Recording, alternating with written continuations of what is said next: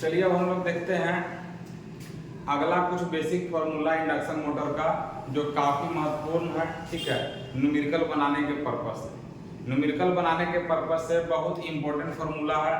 ठीक ना, अगर ये सारा फार्मूला ध्यान में रहेगा तो न्यूमेरिकल बनाने में काफ़ी हेल्प होगा। ठीक है, तो चलो पहले हम लोग समझते हैं कि Fr बराबर NS minus NR divided by 120 into P. Fr बराबर NS माइनस NR बटे 120 गुने पी। तो यहाँ पे सवाल आएगा कि Fr क्या है, तो Fr है तुम्हारा रोटर फ्रीक्वेंसी। Fr क्या हुआ, रोटर फ्रीक्वेंसी हुआ, है ना। तो रोटर का फ्रीक्वेंसी जो होता है वो तुम्हारा स्लीप स्पीड बटे 120 गुने पी होता है। पिछला वीडियो में बताए थे कि NS माइनस NR क्या होगा, स्लीप स्पीड होगा। NS माइनस NR को स्लीप स्पीड भी कहते हैं और NS माइनस NR को, ठीक है, RMF का स्पीड भी कहते हैं with respect to rotor. Rotor के रेस्पेक्ट में, ठीक है, रोटर के रेस्पेक्ट में RMF का जो स्पीड होता है वो NS माइनस NR होता है। ठीक ना। अब यहाँ पर देखो लड़का लोग को एक डाउट ये भी मन में आता है कि सर हम लोग को कैसे समझ में आएगा कि Fr बराबर इतना होगा। ठीक ना, तो देखो बहुत सिंपल सा लॉजिक है। अगर हम लोग NS बराबर लिखते हैं तो NS बराबर होता है 120 F/P होता है। NS बराबर 120 F/P, तो F बराबर हो जाएगा, F बराबर होगा कितना, NS डिवाइडेड बाय 120 गुने क्या होगा, P होगा। तो ये वाला फ्रीक्वेंसी किसका हुआ, स्टेटर का। जैसे देखो यहाँ ये हो गया स्टेटर मान लो और ये हो गया रोटर। ठीक ना, एकदम सिंपल लॉजिक बता रहे हैं जिससे आसानी से दिमाग में सेट कर जाएगा। ठीक है, तो F बराबर NS बटा 120 गुने P हुआ, है ना। तो NS क्या है, NS RMF का स्पीड है। यहाँ पे जो RMF होगा उसका स्पीड है, किसके रेस्पेक्ट में, स्टेटर के रेस्पेक्ट में। स्टेटर के रेस्पेक्ट में ये वाला स्पीड है, यानी कि स्टेटर तरफ का फ्रीक्वेंसी निकालना है तो स्टेटर के रेस्पेक्ट में इसका स्पीड लेंगे। अगर स्टेटर साइड का फ्रीक्वेंसी निकालना हो तो हम इसका RMF का जो स्पीड है वो स्टेटर के रेस्पेक्ट में लेंगे। ठीक है, उसी तरह से अगर रोटर का फ्रीक्वेंसी निकालना हो तो रोटर के रेस्पेक्ट में RMF का जो स्पीड होगा, उसी स्पीड को हम लोग ले लेंगे, है ना। रोटर के रेस्पेक्ट में RMF का जो स्पीड होगा उसी को ले लेंगे। तो Fr बराबर NS माइनस NR बटे 120 गुने P हो गया कि नहीं, एकदम आसानी से समझ में आ गया। Fr बराबर NS माइनस NR बटे क्या हो गया 120 गुने P। अब एक काम करो, तो Fr बराबर हो गया NS माइनस NR बटे NS अपने मन से कर दो, अब गुने NS अपने मन से कर दो, P डिवाइडेड बाय क्या हो गया 120, है ना। तो E वाला बन जाएगा S बन जाएगा, ध्यान रहे Fr बराबर S और E बन जाएगा कौन सी, E बन जाएगा F बन जाएगा। तो F यानी कि Fr बराबर क्या हो गया, S गुने F हो गया। ठीक ना, तो बहुत आसान कॉन्सेप्ट था, बस इतने दिमाग में रखना है कि जिधर का हम फ्रीक्वेंसी निकालेंगे उधरे के रेस्पेक्ट में RMF का स्पीड लेना है। अगर स्टेटर तरफ का हम फ्रीक्वेंसी निकाल रहे हैं तो RMF का स्पीड स्टेटर के रेस्पेक्ट में लेंगे, और अगर रोटर तरफ का फ्रीक्वेंसी निकाल रहे हैं तो RMF का स्पीड रोटर के रेस्पेक्ट में लेंगे। ठीक ना, तो चलिए उम्मीद करते हैं कॉन्सेप्ट समझ में आ गया होगा। ठीक है, ये कॉन्सेप्ट क्लियर हो गया होगा। ठीक ना, अब हम लोग आगे बढ़ते हैं। अब देखो जो रोटर होता है, ठीक है, जो रोटर होता है आपका, जैसे मान लो कि ये हो गया स्टेटर और ये हो गया रोटर। तो रोटर के अंदर में, ठीक है, ठीक ना, वाइंडिंग रहता है। रोटर दो प्रकार का हुआ, एक हो गया स्क्वायरल केज और एक हो गया उंड रोटर, उंड रोटर को ही स्लिप-रिंग वाला कहते हैं, बताए हुए हैं पहला वीडियो में, ठीक ना। तो स्पाइरल के रोटर और स्लिप रिंग रोटर या इसी को उंड रोटर भी कहते हैं, ठीक है, इसी को उंड रोटर कहते हैं। इसमें जो होता है स्टार कनेक्टेड वाइंडिंग रहता है और इसमें शॉर्ट सर्किटेड कंडक्टर रहता है, शॉर्ट सर्किटेड कंडक्टर बार रहता है। तो मेरा कहने का मतलब है कि जो रोटर सर्किट हुआ ये भी एक प्रकार का रोटर सर्किट हो गया। तो इस रोटर सर्किट में तुम्हारा क्या रहेगा, तो इस रोटर सर्किट में फ्रीक्वेंसी भी रहेगा, इस रोटर सर्किट में तुम्हारा रिएक्टेंस भी रहेगा, इस रोटर सर्किट में रेजिस्टेंस भी रहेगा, इस रोटर सर्किट में तुम्हारा इंपीडेंस भी रहेगा, इस रोटर सर्किट में करंट भी रहेगा, इस रोटर सर्किट में ईएमएफ भी रहेगा, इस रोटर सर्किट में पावर फैक्टर भी रहेगा, है ना। तो ये सेकेंडरी साइड हो गया, स्टेटर वाला प्राइमरी साइड होता है, सेकेंडरी साइड होता है। इसीलिए हम लोग सबको X2 लिख देते हैं, सबको R2 लिख दिए, Z2 लिख दिए, I2 लिख दिए, E2 लिख दिए, cos phi2 लिख दिए। आई तो FR है, ये है FR लिखो चाहे तुम F2 लिख दो, कोई दिक्कत नहीं होता है ना। तो इसे R का मतलब है रोटर तरफ, मतलब सेकेंडरी तरफ हो गया, ठीक ना। अब देखिए, तो अब होता क्या है कि इधर का फ्रीक्वेंसी तुम्हारा अलग है और इधर का फ्रीक्वेंसी क्या है, अलग है। तो चूंकि दोनों तरफ का फ्रीक्वेंसी अलग है तो जाहिर सी बात है कि इधर का ये सब क्वांटिटी, जो क्वांटिटी फ्रीक्वेंसी पर डिपेंड करेगा उसका वैल्यू क्या होगा, अलग अलग होगा, है ना। क्योंकि इधर का फ्रीक्वेंसी स्लिप पर डिपेंड कर रहा है और जो क्वांटिटी फ्रीक्वेंसी पर डिपेंड कर रहा है वो सब स्लिप पर डिपेंड करने लगे।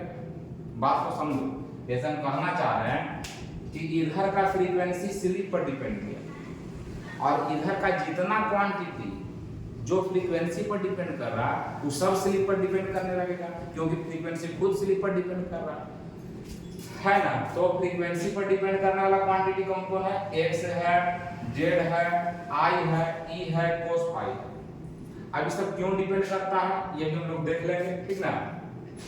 तो X2 का मतलब हो गया सेकेंडरी तरफ, R2 का मतलब सेकेंडरी तरफ, Z2 का मतलब सेकेंडरी तरफ, I2 का मतलब सेकेंडरी तरफ, E2 का मतलब सेकेंडरी तरफ, cos phi2 का मतलब सेकेंडरी तरफ।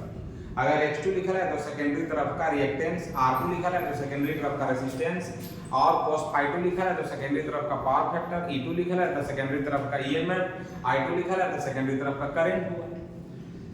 अब एक सिंबल तुमको आओ मिलेगा, एक सिंबल मिलेगा X2 नोट मिलेगा। R2 नोट हम लोग जनरली नहीं लिखते हैं, क्यों नहीं लिखते हैं अभी बता देते हैं। उसी तरह से तुमको E2 नोट मिलेगा, I2 नोट भी मिल सकता है, Z2 नोट भी मिल सकता है, cos phi2 नोट भी मिल सकता है। तो 2 नोट समझना, न कि 20 समझना, 20 नहीं समझना। X20 लिखा है मतलब X20 नहीं समझना, X2 नोट। तो नोट कहने का मतलब स्टैंड स्टिल कंडीशन, यानी कि reactance at stand still condition, ऐसे हो सकता है। Secondary reactance at stand still condition, secondary resistance at stand still condition. हालांकि रेजिस्टेंस को ऐसे नहीं लिखते हैं, क्यों नहीं लिखते हैं समझाएंगे। Secondary EMF at stand still condition, secondary current at stand still condition, secondary impedance at stand still condition, secondary power factor at stand still condition, ठीक ना। तो ये सारा सिंबल का मतलब समझ में आ गया। और स्टैंड स्टिल कहे के मतलब एकदम शुरुआती कंडीशन, एकदम कोहनी वाला।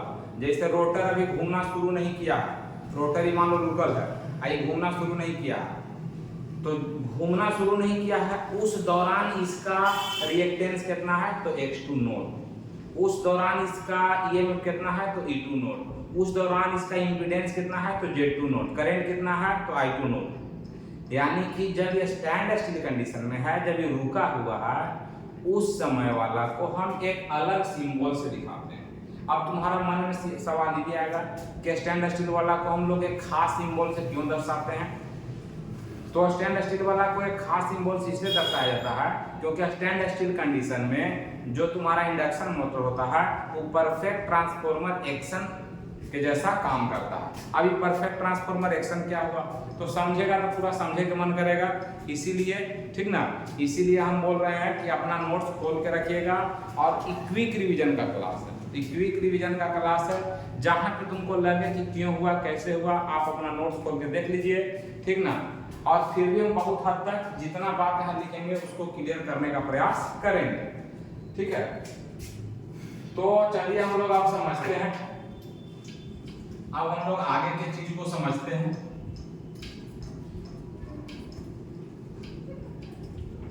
तो अब मान लो ये तो समझ गए।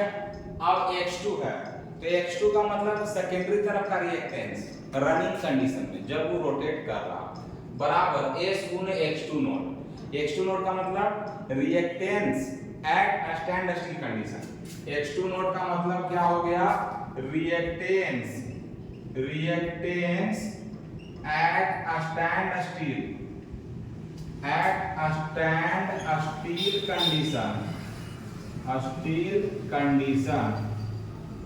कंडीशन, ठीक ना। और सिंपली x2 लिखे हैं तो रिएक्टेंस एट रनिंग कंडीशन, जब वो घूमने लगा रिएक्टेंस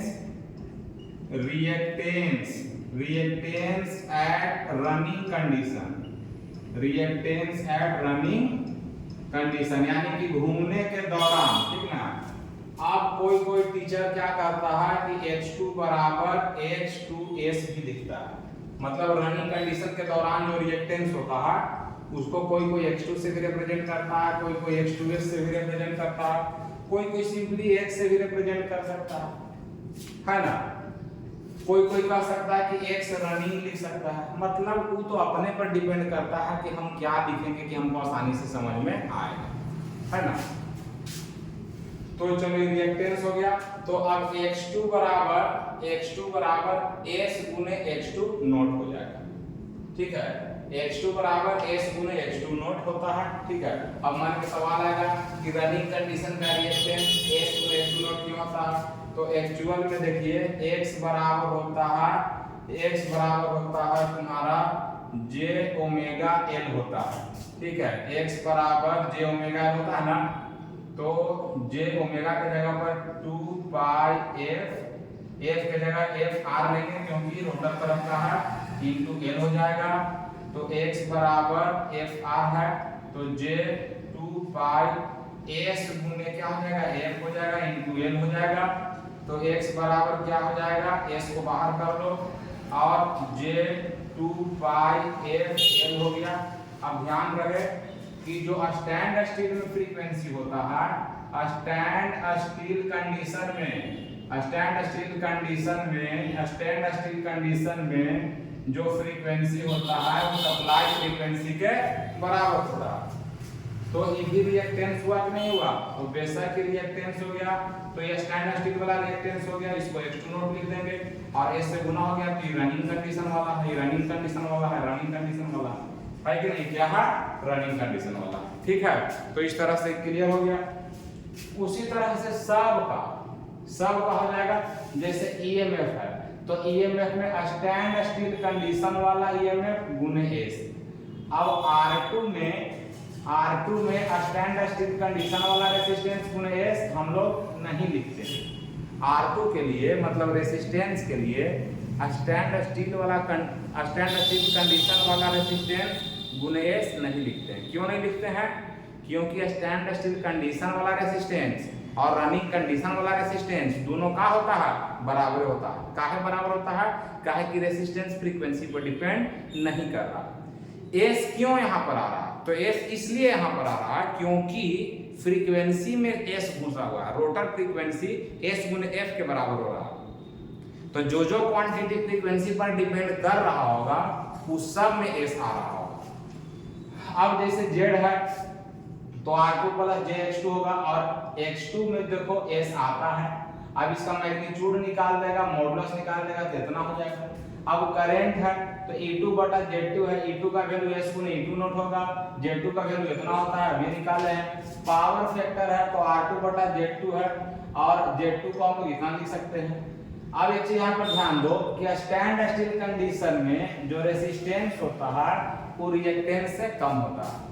स्टैंड स्टिल कंडीशन में मतलब जब ये रुकल है तब इसका जो रोटर होगा उस रोटर में जो वाइंडिंग है चाहे जो शॉर्ट सर्किटेड कंडक्टर है उस कंडक्टर का जो रेसिस्टेंस होगा वो जनरली हम लोग कम लेते हैं और रिएक्टेंस उसका ज्यादा रहता है। ठीक है, रेसिस्टेंस हम लोग प्रैक्टिकली कम ही रखते हैं क्योंकि लॉसेस कम हो, ठीक ना, लेकिन रिएक्टेंस उसका ज्यादा होता है। लेकिन जैसे ही रोटरवा घूमने लगेगा वैसे ही उसका रिएक्टेंस धीरे धीरे कम होने लगेगा।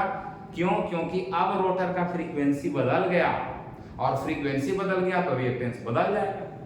यानी कि सबसे ज्यादा रिएक्टेंस कब होगा? सबसे हाईएस्ट रिएक्टेंस होगा स्टैंड स्टिल कंडीशन में। सबसे ज्यादा रिएक्टेंस कब होगा? स्टैंड स्टिल कंडीशन में, क्योंकि उस समय S बराबर 1 है और FR बराबर F। लेकिन जैसे ही रोटर घूमने लगेगा वैसे धीरे धीरे थोड़ा थोड़ा करके क्या होगा? रिएक्टेंस कम होने लगेगा। ठीक है, तो उम्मीद करते हैं ये सब बात समझ में आ गया होगा। अब देखो देखो यहाँ पर इंपॉर्टेंट कॉन्सेप्ट है। I2 बराबर दिया हुआ है आपका S गुने E2 नॉट। I2 बराबर है S गुने E2 naught divided by root under R2 का whole square plus S square X2 naught का होल स्क्वायर। S को कॉमन करो। जैसे यहाँ पर हम पूछ ही रहे हैं कि करंट जो है वो स्लिप के डायरेक्टली प्रोपोर्शनल है कि इनवर्सली प्रोपोर्शनल।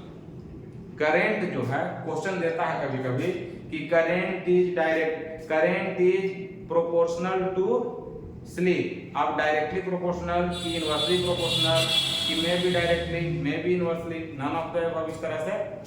तो करंट के साथ स्लिप का क्या रिश्ता है, कैसे दोनों में मतलब वेरिएशन हो रहा है उसको समझते हैं। तो देखो ऊपर में S है नीचे में S, एक काम करो इसको काट दो। S गुने E2 नॉट, S स्क्वायर को कॉमन करेंगे तो S बाहर निकलेगा। अब R2 का होल स्क्वायर बटे S square plus X2 naught का होल स्क्वायर। इस तरह से कर सकते हैं कि नहीं कर सकते हैं? तो एकदम कर सकते हैं। S स्क्वायर को हम कॉमन ले लेंगे तो बटा में इसका आ जाएगा। ठीक है, यहाँ कुछ नहीं रहेगा, है ना। तो यहाँ पर S क्या होगा? कट जाएगा। ठीक है, तो अब I2 बराबर क्या हो गया? I2 बराबर E2 naught divided by root under R2 square बटे S square plus X2 naught का होल स्क्वायर। अब देखो अगर S का मान ज्यादा होगा, अगर S का मान बढ़ेगा तो E वाला टर्म का मान क्या होगा? कम होगा। यानी कि R2 बटे S, R2 स्क्वायर बटे S स्क्वायर का मान क्या होगा? कम होगा। और अगर इसका मान कम होगा तो ये पूरा का मान क्या होगा? पूरा का मान मतलब R2 स्क्वायर बटे S square plus X2 naught का स्क्वायर, पूरा का वैल्यू क्या होगा? कम होगा। और अगर ये पूरा का वैल्यू कम हो गया तो I2 का वैल्यू क्या हो जाएगा? ज्यादा होगा, क्योंकि डिनोमिनेटर क्या हो गया? कम हो गया। और इसका मतलब ये हुआ कि अगर स्लिप ज्यादा हो रहा है तो करंट भी ज्यादा हो रहा है। स्लिप ज्यादा हो रहा है तो करंट भी ज्यादा होगा। यानी कि करंट जो होगा डायरेक्टली प्रोपोर्शनल किसका होगा? स्लिप के। करंट जो होगा उस स्लिप के डायरेक्टली प्रोपोर्शनल होगा। करंट जो होगा उस स्लिप के क्या होगा? डायरेक्टली प्रोपोर्शनल होगा। इस बात को समझ गए? अब देखो तुमको यहाँ पे ये लग रहा होगा कि सर आप थियोरेटिकली तो बता दिए सर, थियोरेटिकली तो आप बता दिए कि अगर स्लिप बढ़ेगा तो करंट भी बढ़ेगा। ठीक है, अगर स्लिप बढ़ेगा तो करंट भी बढ़ेगा, लेकिन प्रैक्टिकली ऐसा क्या हो रहा होगा? ठीक ना, प्रैक्टिकली ऐसा क्या हो रहा होगा जिसमें स्लिप बढ़ने के कारण करंट बढ़ता है? फिर से समझ लो एक बार कि अगर स्लिप बढ़ेगा तो ई वाला टर्म क्या हो जाएगा? ई वाला टर्म कम हो जाएगा, तो ओवरऑल कम होगा तो डिनोमिनेटर कम हो जाएगा, तो ई वाला वैल्यू क्या होगा? बढ़ जाएगा। यानी कि स्लिप अगर ज्यादा हुआ तो ई कम हुआ, ई कम हुआ तो ई कम हुआ, तो पूरा कम हुआ तो ई ज्यादा हो गया। यानी कि स्लिप ज्यादा होने से करंट क्या होगा? ज्यादा हो जाएगा, है ना। और स्लिप कम होने से स्लिप कम होगा तो तुम्हारा करंट भी क्या हो जाएगा? कम हो जाएगा। जैसे मान लो स्लिप कम हुआ तो ई वाला टर्म ज्यादा हो जाएगा, ई वाला टर्म ज्यादा हो जाएगा, है ना। अभी डिनोमिनेटर ज्यादा तो वैल्यू कम। तो उम्मीद करते हैं बात समझ में आ गया। उसी तरह से तुम खुद से सोचना कि स्लिप के साथ पावर फैक्टर का कैसा संबंध है। डायरेक्टली प्रोपोर्शनल में है कि इनवर्सली प्रोपोर्शनल में है, करेंट ईएमएफ के साथ स्लिप का कैसा रिलेशन है, डायरेक्टली है कि इनवर्सली है, मतलब जौन क्वांटिटी में स्लिप आ रहा है उस सारा क्वांटिटी का किस तरह से वेरिएशन हो रहा, ठीक ना।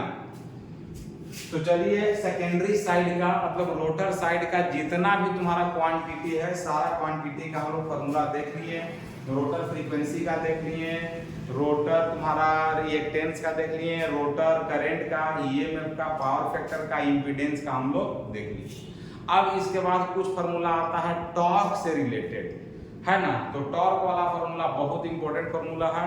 अगला लेक्चर में हम लोग टॉर्क वाला फार्मूला को ही डिटेल में डिस्कस करते हैं और उसके बाद फिर हम लोग स्लिप टॉर्क कैरेक्टरिस्टिक को देख लेंगे, है ना। फिर हम लोग तो देख लेंगे तुम्हारा स्पीड टॉर्क कैरेक्टरिस्टिक को देख लेंगे, फिर वन लाइनर क्वेश्चन को देखेंगे तो अच्छा से समझ में भी आएगा, ठीक ना। और वन लाइनर कॉन्सेप्ट आपको पूरा हेल्प करेगा एग्जाम में, ठीक है, न्यूमेरिकल या ऑब्जेक्टिव क्वेश्चन को बनाने में, ठीक है। बाकी अपना जो भी नोट्स है उसके हेल्प से, ठीक है, अपना टास्क को कंप्लीट करते रहिए।